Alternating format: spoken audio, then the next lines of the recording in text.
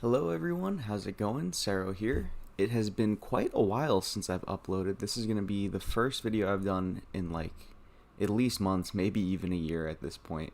So I'm sure you guys are somewhat curious about what's going on. As y'all know, I used to do tons of Runeterra content. I used to do content for other card games and stuff. And I've taken a step back from that. And the reason I want to upload today is because of a project I've been looking at for a decent amount of time already. I've been definitely pretty excited about this project for at least a few months. So I just wanted to finally take a moment and actually let you guys know what I'm thinking of and what I'm looking at. So the name of this game is called Warriors of Aradina, and this game it exists on the blockchain. It's going to be on Ethereum. Potentially it's going to move to a layer 2. But I don't really know how much of the people who watch me are really going to know too much about cryptocurrency, but I would definitely recommend looking into blockchain and looking into NFTs. But for now, we're just going to kind of look at the gameplay and what we know about the game so far. So this game, Warriors of Aradina, this is currently the website. The old website right now is down. They're completely remodeling it. They're completely revamping it. And that's been bringing a lot of excitement to the space as far as this game goes. So Warriors of Aradina, what is this game? Well, we can take a look at this. This is the project's white paper. We're not going to look too in depth in this. We're not going to go too crazy, but let's just flip through a little bit. So this type of game, the big inspirations for this game are going to be Settlers of Catan and Civilization, which I didn't grab a tab for Civilization, but those are the two heavy inspirations, is Settlers and Civilization. So there are going to be a few different ways that we could play this, and the two different game modes, there's going to be one that's going to be land-based, so we can see over here, we can see the land. And then the other one, the other type of gameplay, is going to be more of a player versus player. And let's see if we can find some images of what player versus player looks like on here. We see some deck building. So the player versus player is going to be like a card game. You're going to be able to build a deck you're going to be able to build an army, I suppose they're going to call it. And you're going to be able to use that to do one-on-one battles. And by winning your battles in these PvPs, you'll be awarded NFTs and you'll be awarded Aradinian gold, which is going to be this game's cryptocurrency. So the game is going to be running on this Aradinian gold. There might even be a secondary token. There might potentially be a governance token. We really don't know too much about this game's tokenomics quite yet. But what we do know is to enter this game, you're going to need a warrior. And these are the warriors over here. These guys have been chilling. They just last night, they hit a floor of 0.1. You're able to get these for as low as 0.03 Ethereum, maybe 0.035 plus gas fees. So they were relatively cheap. And now these guys are really starting to show some signs of life now that there's some attention coming to the space. Now you might be wondering what's causing this attention. Well, like I mentioned, the website is going to be getting a revamp very soon. There have been some pretty notable people in the space that are finally talking about and tweeting out, making YouTube videos about Warriors of Aradina, and that's also bringing a little bit more attention. But I think what the big announcement that they just made is they announced the Women of Aradina. So essentially what happens is if you own a warrior, so right now there are only 8,000 warriors in existence, right? There are only 8,000 warriors, 2.2 thousand people are actually they actually own a warrior. So we have all these warriors, but you're going to have so many players that are going to want to join this game, and to join this game they're going to need their own warrior. So 8,000, clearly not enough warriors for a whole community. So they're going to be airdropping women warriors to everyone who owns regular warriors. So this is essentially going to double the supply of the amount of warriors in the ecosystem, allowing twice as many players to enter the game.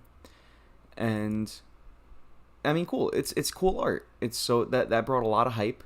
A lot of new eyes are looking at it. And now, before you get things a little twisted, gameplay for Warriors is not out yet. I would show you gameplay if I could, but it's really not out. Actually, I should have grabbed the roadmap. Let me see if I could find that somewhere. Give me 1 second while I look for this roadmap. It should be. Oh, here we go. Let me bring this over so you guys can actually see. So we can see this is going to be the layout for the new website. It looks really nice. I'm a big fan of how this looks. And I think if we keep scrolling up, yeah, here we go. Here's the roadmap. So let's open this. Let's take a look. So Right now we're in quarter 4 of 2021, so soon we have the website coming up. We have an updated version of the tavern. Now the tavern is going to be a place where we're going to write lore for our characters. We're going to be able to come up with...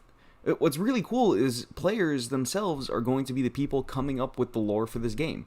So let's say we decide that we want to have an intense battle on a certain day. We can all go to war on a certain day, and we can write lore for our characters of a battle that happened on that day. So we'll literally be seeing like some kind of not really history, but we'll see an entire world just be built out over time, and I think that's really cool.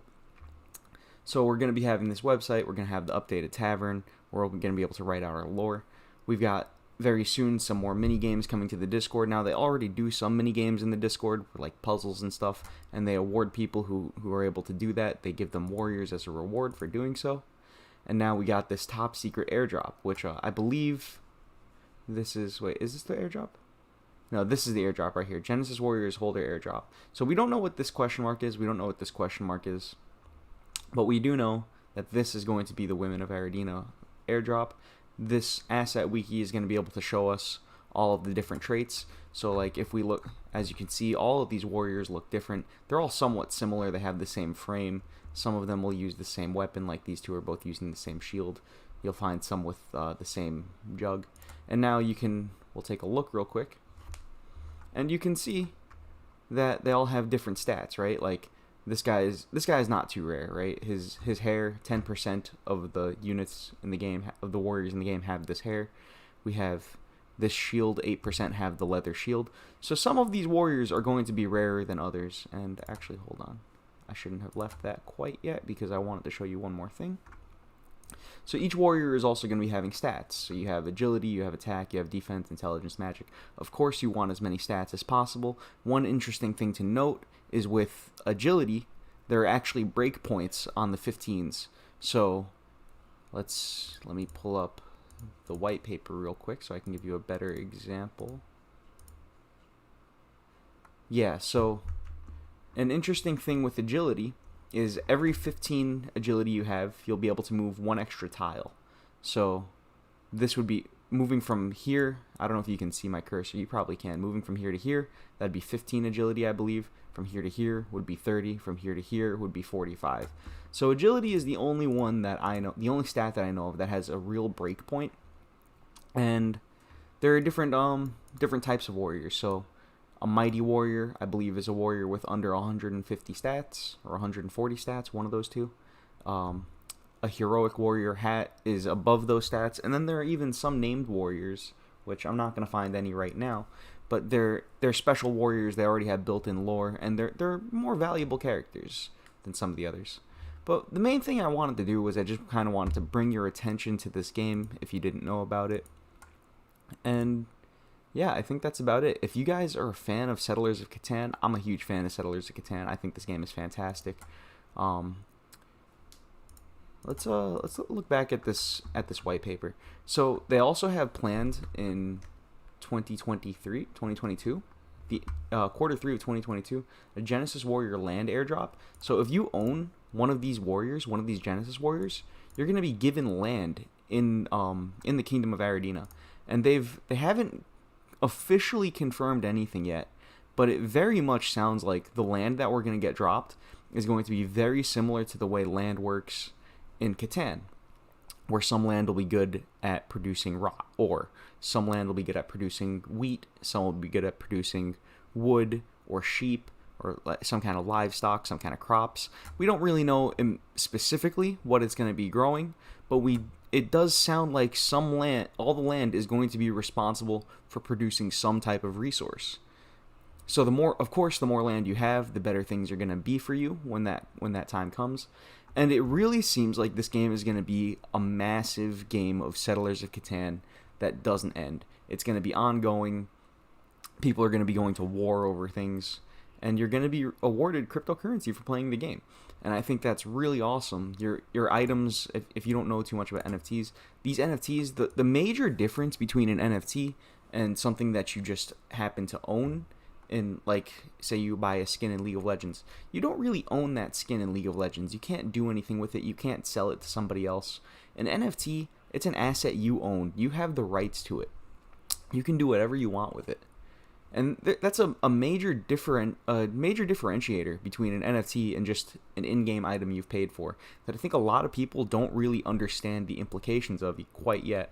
And I think within the next year, we're really going to see people starting to understand this technology a little bit more. So I think that's really amazing. I've taken a break from all of the card games I've been playing, all the Runeterra, all that stuff. And I've basically been focusing solely on NFTs, because NFTs I find are really interesting. They're really amazing. And I think Warriors of Aradina is a game that you really might want to take a look at. Definitely look at this white paper. Give this a read if you're interested. I mean, if you're not interested, don't give it a read. But I don't see why you'd be watching this far into this video if you weren't interested. So I would definitely say read this white paper. I'll link it in the description.